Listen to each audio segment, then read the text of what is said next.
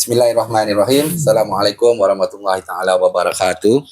Okey Haji, terima kasih sekali lagi seperti mana yang dijanjikan saya 2 minggu lalu. Baik. Hampir 2 minggu yang lalu, tak sampai 2 minggu pun, akan terus mengganggu Haji walaupun di rumah Haji, dan sekarang ni pukul 10.35 malam. Satu tajuk yang sangat menarik apabila seperti mana sebelum ini daripada saya kecil, itu juga dengan majoriti rakyat Malaysia hampir 33 juta tahu tentang rukun negara.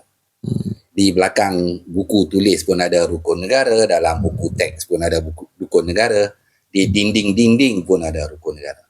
Ya, saya bertanya soalan ini apabila ke bawah duli Tuanku Yang di-Pertuan Agong, di dalam titah ucapan beliau ketika sempena Hari Keputeraan Tuanku, ada satu bahagian itu Tuanku meminta rakyat, termasuk ahli-ahli politik, tentang menghormati dan juga tentang menghayati rukun negara tersebut. Jadi saya nak minta Haji kupas. Okey. Haji kupas ada 2 soalan. Baik. Dalam satu, bila kita sebut rukun negara, semua rakyat Malaysia tahu rukun negara. Tahu, sekadar tahu. Tetapi sekadar membaca, tetapi tidak menghayati, tidak simpan di dalam hati. Ada pula satu rujukan yang saya baca ada tentang Pancasila di Indonesia. Okey, jadi saya minta Haji beri sedikit kupasan tentang kenyataan yang dibuat oleh Tuanku menghayati rukun negara tersebut, maksud sebenar, dan juga tentang perbezaan rukun negara dan Pancasila. Silakan Haji. Baik, pertama sekali saya percaya titah ke bawah duli Yang di-Pertuan Agong bersempena dengan Hari Keputeraan Baginda Tuanku yang diucapkan pada baru-baru ini 1 hari bulan Jun 2026 memang kena pada masanya. Dan kenapa Baginda Tuanku merujuk secara khusus untuk rakyat menghayati rukun negara? Sebab kalau kita tengok sejak, bukan kebelakangan ni sahaja, sejak mungkin 10-15 tahun yang lalu, kita nampak ada segolongan kecil masyarakat kita yang walaupun sudah wujud zaman rukun negara, dia tidak menampilkan kefahaman betul tentang rukun negara, di mana institusi diraja, iaitu rukun negara kedua, kesetiaan kepada raja dan negara, sejak berbelas tahun yang lalu sekurang-kurangnya nampak seolah dipermain-mainkan, dibuat tak indah oleh segolongan kecil masyarakat kita, di mana teguran-teguran, kenyataan-kenyataan, peringatan-peringatan, apatah lagi titah-titah diraja, sama ada agung, sultan, raja atau Yang Tuan, ke tahap dipersendakan oleh golongan ini. Dipersendakan. Kalau lewat-lewat ni kita tahu berkaitan dengan isu penternakan haiwan babi. Tak perlu saya nak ulang. Kita juga tahu berkaitan dengan isu rumah-rumah anutan haram. Dan pelbagai isu lain, termasuklah 2 tahun lalu apabila Baginda Tuanku menekankan perpaduan rakyat wajib dipupuk dari zaman kanak-kanak di sekolah rendah. Nak melentur buluh, hendaklah daripada rebung, di mana berkaitan dengan satu aliran bahasa dalam pengajaran kepada kanak-kanak. Semua perkara ini dari masa ke semasa secara langsung dicabar oleh segolongan kecil. Sampai ke tahap ada yang cuba menunjukkan kononnya sebab negara kita ni negara raja berperlembagaan, demokrasi berparlimen, maka tidak ada kedudukan untuk titah-titah diraja. Satu pandangan yang bukan saja salah dari sudut perlembagaan, yakni keluhuran perlembagaan rukun yang ketiga, maupun dari segi undang-undang, iaitu kedaulatan undang-undang rukun yang keempat. Walhal dia bercanggah dengan kewatanan, kewujudan Persekutuan Tanah Melayu 1957 dan kemudiannya kewujudan Malaysia 1963, di mana institusi raja telah lama wujud sebelum merdeka. So, Baginda Tuanku Agong telah mengeluarkan titah tersebut. Saya percaya sebab ramai daripada baginda-baginda tuanku di majlis raja-raja tersinggung, secara betul tersinggung dengan khilaf, kebiadapan segolongan kecil rakyat kita yang nampak mengabaikan rukun negara yang kedua, seolah-olah institusi raja ni tak ada peranan, tidak ada fungsi. Sedangkan macam saya cakap tadi, dari segi perlembagaan dan undang-undang pun ada fungsi. Apatah lagi dari sudut kewatanan Persekutuan Tanah Melayu dan Malaysia. Kita tak boleh lupa tau. Kalau ke-99 raja di negeri-negeri tidak berihsan untuk mengabaikan atau melepaskan hak mereka ke atas tanah-tanah jajahan di negeri masing-masing, maka Malaysia tak dapat dibentuk. Adakah kita tahu benda tu? Sebelum merdeka, kesemua 9 negeri ni adalah negara yang diiktiraf di dunia. So, bayangkan kalau Sultan, Raja dan Yam Tuan kesemua negeri itu tidak setuju untuk melepaskan wilayah mereka untuk menjadi sebahagian daripada Persekutuan Tanah Melayu dan kemudiannya Malaysia, di mana wujudnya negara kita sekarang. Semua yang memegang kerakyatan Malaysia pun tak ada hak nak panggil rakyat Malaysia sebab Malaysia tak wujud. Ada kita fikir benda tu? So itu adalah tonggak kepada kewujudan Malaysia. Dan peranan baginda-baginda tuanku dinyatakan dengan jelas. Apakah kuasa prerogatif mutlak baginda tuanku? Apakah kuasa yang boleh dilaksanakan mengikut nasihat pihak eksekutif dan nasihat mana-mana pihak lain? Semua tertera dengan jelas. Tak perlu saya nak uraikan dalam sesi ini. So di atas kebiadaban segolongan kecil kita, rakyat Malaysia ni, dalam contoh-contoh yang saya telah beri berkaitan dengan sekolah vernacular, UEC, berkaitan dengan penternakan haiwan babi, dan perkara-perkara lain, rumah anutan haram dan sebagainya, maka mestilah raja tersinggung. Tapi ada raja-raja ini telah mengambil tindakan drastik dalam mengatakan orang-orang atau individu-individu yang membuat yuarakan benda ni telah pun durhaka kepada mereka. Tidak. Ke bawah duli Sultan Selangor baru-baru ini, apabila beliau menegur rakyat dan pemimpin tertentu yang dinamakan Ronnie Liu dan wakil Dewan Undangan Negeri Selangor untuk merujuk kepada rukun negara, baginda tuanku masih tidak mengatakan anda telah durhaka. Baginda tuanku tegur dengan ihsan. Seorang raja menggunakan ihsan untuk tegur. Tapi kita sebagai masyarakat, kita biadab. Mana kedudukan kita dengan institut diraja? Adakah itu cara seorang rakyat Malaysia melayan ataupun berinteraksi dengan titah-titah, teguran-teguran baginda-baginda tuanku? Tidak. Sebab itulah baginda tuanku ke bawah duli yang di-Pertuan Agong telah secara khusus menegur tentang penghayatan rukun negara.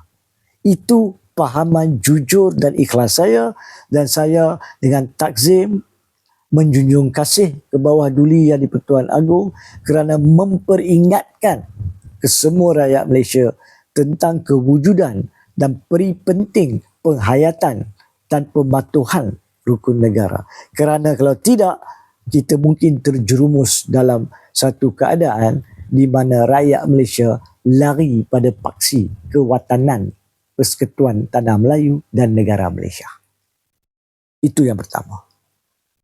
Tetapi bebas daripada itu, saudara Fazli, yang keduanya bagi saya yang penting adalah walaupun baginda Tuanku tu ikhlas nak rakyat menghayati rukun negara yang wujud sejak 31 Ogos 1970, iaitu beberapa bulan selepas berlakunya peristiwa 13 Mei 69 yang juga diperingatkan oleh baginda Tuanku dalam titah jangan pisang berbuah dua kali.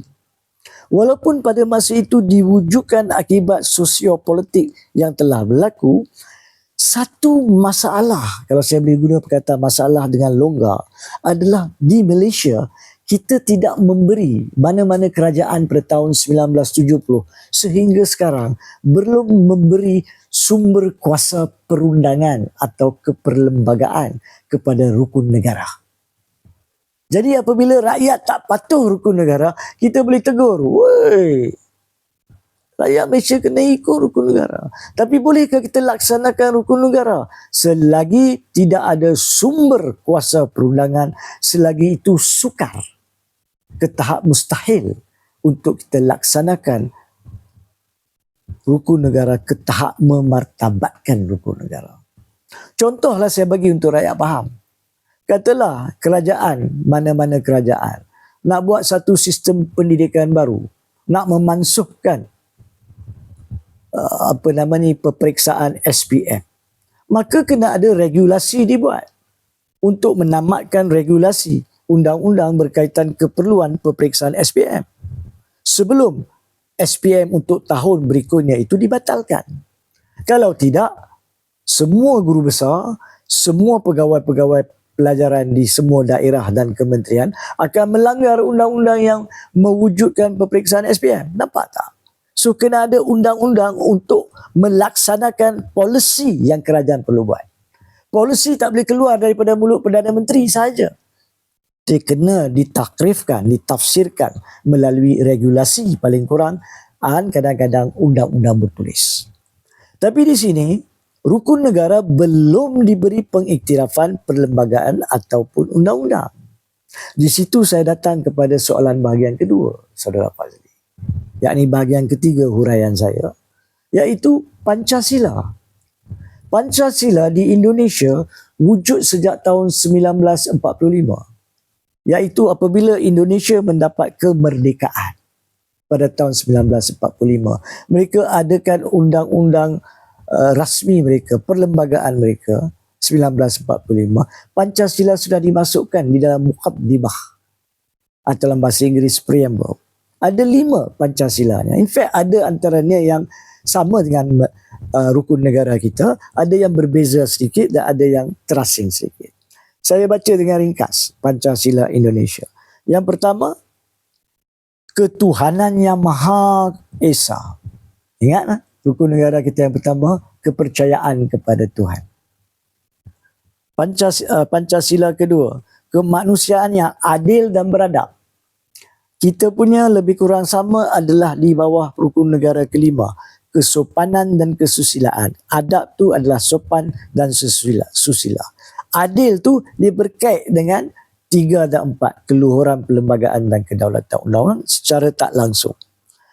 Pancasila yang ketiga, Persatuan Indonesia. Ini tak sama dengan Malaysia sebab pada masa merdeka, Indonesia mempunyai pelbagai bentuk kerajaan.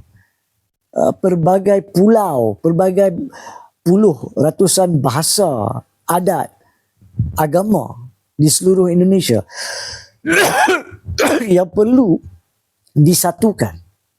Jadi Pancasila yang ketiga di Indonesia, Persatuan Indonesia. Tetapi kita di sini, kita mempunyai kesetiaan kepada raja dan negara. Sebab pada masa itu, kita sudah daripada beberapa negeri menjadi negara. Jadi kesetiaan kepada raja sebab raja adalah pihak yang wujud, institut raja wujud sebelum negara Malaysia. So ada kesamaan walaupun ketidaksamarataan dengan Pancasila tersebut. Sebab niat ataupun tujuan berbeza. Pancasila keempat, kerakyatan yang dipimpin oleh hikmah, kebijaksanaan dan pemusyawaratan perwakilan. Ini adalah konsep membuat keputusan di mana undang-undang digubal oleh parlimen di sana. Begitu juga kita ada keluhuran perlembagaan, kedaulatan undang-undang, dan akhir sekali dia ada keadilan sosial bagi seluruh rakyat Indonesia. Kita tidak mempunyai pernyataan khusus tentang keadilan sosial sebab kita mempunyai pemeliharaan hak asasi manusia di dalam perlembagaan di bawah bab ketiga. So, nampak tak? Pancasila ni sudah diberi pengiktirafan perlembagaan sejak 1945. Dan yang anehnya, selepas itu, pada tahun 2011, pindahan lanjut dibuat kepada Perlembagaan Indonesia. Mana-mana undang-undang yang digubal di Indonesia, jika tidak mengikuti sumber utama Pancasila, boleh diisytiharkan sebagai undang-undang tidak sah di Indonesia. So bayangkanlah, kalau kita betul-betul serius dengan gubalan rukun negara kita pada 1970, kita memberi sumber kuasa dengan menjadikan rukun negara sebagai mukaddimah dan juga menyatakan mana-mana undang-undang yang digubal oleh mana-mana parlimen selepas ini hendaklah mematuhi rukun negara, dan jika tidak patuh rukun negara, dia boleh diisytiharkan sebagai tidak sah, sebab itu memang kuasa Mahkamah Persekutuan membuat perkara tersebut. Jadi di sini, dan sebelum saya pergi ke di sini, di Indonesia digubal pula undang-undang bertulis yang mengenakan hukuman kepada pelanggaran mana-mana satu atau gabungan mana-mana 5 Pancasila tersebut. Ada yang boleh dihukum 5 tahun kalau bersalah, ada yang 10 tahun dan sebagainya. So kalau kita bagi pengiktirafan perlembagaan dan kemudian kita wujudkan undang-undang bertulis, seseorang yang melanggar rukun negara pertama dan jika disabit kesalahan boleh dikenakan hukuman sebegini, maka orang yang melanggar rukun negara boleh disiasat melalui laporan polis yang dibuat oleh sesiapa, dan jika cukup bukti akan didakwa oleh Peguam Negara di Mahkamah Jenayah, dan jika disabitkan kesalahan dengan bukti di hadapan mahkamah akan dikenakan hukuman kerana melanggar rukun negara. Tapi sekarang kita tak boleh buat sebab kita tidak ada sumber kuasa perundangan rukun negara yang penting yang menjadi watan rakyat Malaysia. Yang keempatnya, Kebawah Duli yang di-Pertuan Agong juga telah dengan betul mengatakan sekiranya kita tak hormat, tak menghayati dan tak hormat rukun negara, kita tak layak dipanggil sebagai rakyat Malaysia. Tapi sekarang ni, sebab belum ada sumber kuasa perlembagaan dan perundangan, belum ada gubalan undang-undang bertulis, bagaimanakah kerakyatan mana-mana rakyat Malaysia boleh dicabut kalau melanggar undang-undang? Tak boleh. Sebab itulah kita perlu dalam mengiktiraf teguran Kebawah Duli yang di-Pertuan Agong yang kena pada waktunya, kita perlu serta-merta dengan segera menubuhkan jawatan kuasa kerajaan yang akan datang selepas PRU 16, perlu menubuhkan jawatan kuasa meneliti, mengkaji dan menggubal pindaan yang perlu kepada perlembagaan dan undang-undang bertulis yang perlu dengan hukuman-hukuman yang wajar, supaya selepas itu sesiapa yang biadab dan melanggar rukun negara boleh diambil tindakan. Dan peruntukan-peruntukan berkaitan kerakyatan atau pendudukan tetap, permanent resident dan sebagainya boleh ditetapkan syarat-syarat berpandukan kepada keperluan rukun negara. Begitu juga gubalan undang-undang oleh mana-mana kerajaan. 20 tahun lagi ada kerajaan gila yang masuk. Contohnya, dia nak wujudkan undang-undang liberal, perkahwinan sama jenis di Malaysia. Bagaimana kita nak halang? Bagaimana kita nak isytihar sebagai tak sah? Rukun negara kelima, kesopanan dan kesusilaan. Kesopanan dan kesusilaan bermaksud benda yang lumrah, benda yang ikut tabi'i, bukan yang langgar tabi'i. Perkahwinan mengikut tabi'i adalah lelaki dan perempuan. So kalau ada kerajaan nak gubal undang-undang berkaitan dengan perkahwinan sejenis sebagai contohnya, berpandukan kepada rukun negara yang kelima yang telah diiktirafkan sebagai sumber kuasa perlembagaan, maka boleh diisytiharkan undang-undang oleh kerajaan gila tersebut sebagai tak sah. Nampak tak?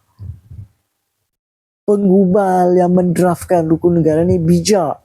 Tapi tidak ada kerajaan selepas itu yang berani mempunyai kuasa politik untuk memberi sumber kuasa kepada rukun negara berkenaan. Sebab itu, kesihan.